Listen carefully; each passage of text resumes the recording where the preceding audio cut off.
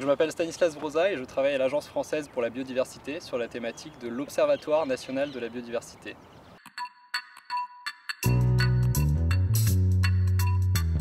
Donc la biodiversité, c'est le tissu vivant de la planète. On dit généralement qu'il y a trois composantes, c'est la diversité des espèces, c'est aussi la diversité génétique au sein de ces espèces, la diversité des individus, et c'est enfin la diversité des interactions entre ces espèces, donc la diversité des écosystèmes.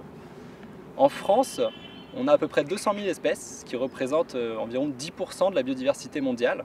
Sur ces 200 000 espèces, il y en a 18 000 qui sont endémiques, c'est-à-dire qu'elles ne vivent nulle part ailleurs. Donc la France a une responsabilité forte sur ces espèces. Et cette richesse, elle se concentre principalement dans les Outre-mer. On donne le chiffre de 60 à 80% de cette diversité française qui se situe dans les Outre-mer. Mais on a aussi une métropole qui est vraiment bien lotie parce qu'il y a 80% des écosystèmes européens qui y sont représentés. Alors l'observatoire, c'est un peu le thermomètre de la biodiversité en France, sauf que quand on travaille sur la biodiversité, c'est une notion qui est complexe, donc on ne se contente pas d'un seul chiffre. Le Commissariat général au développement durable et l'observatoire ont publié récemment un rapport qui s'appelle les chiffres clés de la biodiversité en France. Donc c'est un recueil d'indicateurs qui portent sur l'état, les pressions, les réponses de la société. On analyse 27 indicateurs qui permettent de répondre à des questions clés sur la biodiversité en France. Donc on a quelques grands chiffres sur le vivant. Le premier, c'est qu'on a perdu 22% de nos populations d'oiseaux communs spécialistes depuis 1989 en France. On fait le même constat sur les chauves-souris. On a perdu 36% des populations en l'espace de 10 ans. Et concernant les coraux, quand on regarde les stations de coraux, il y en a 29% sur lesquels le recouvrement, donc la surface de corail vivante, est en train de diminuer. Cette érosion de la biodiversité, elle est alarmante parce que nos sociétés en dépendent finalement. La biodiversité rend des services qu'on appelle services écosystémiques. Donc c'est par exemple la régulation du climat, de la qualité de l'air, de la qualité de l'eau.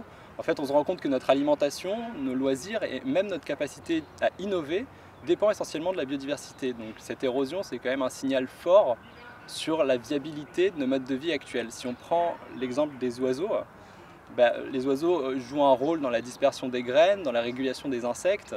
Tout ça, c'est un rôle encore plus vaste sur la qualité de l'eau, par exemple.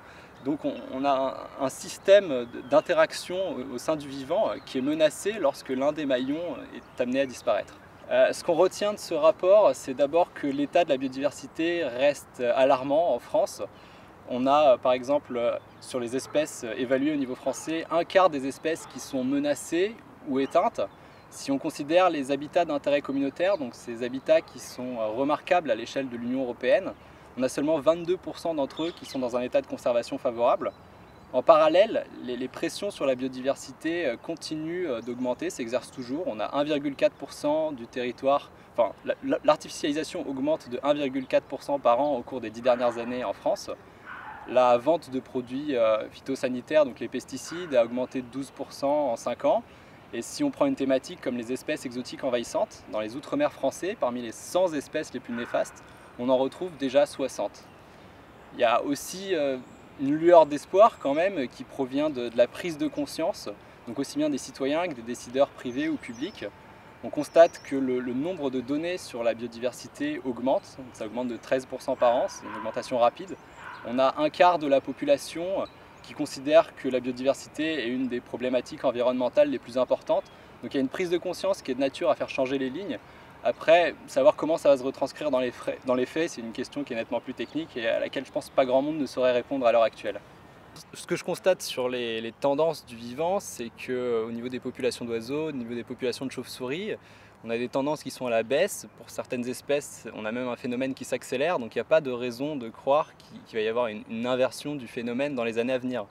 Là où j'ai de l'espoir, vraiment, c'est plus du côté de la sensibilisation, du fait que les acteurs seront de plus en plus mobilisés.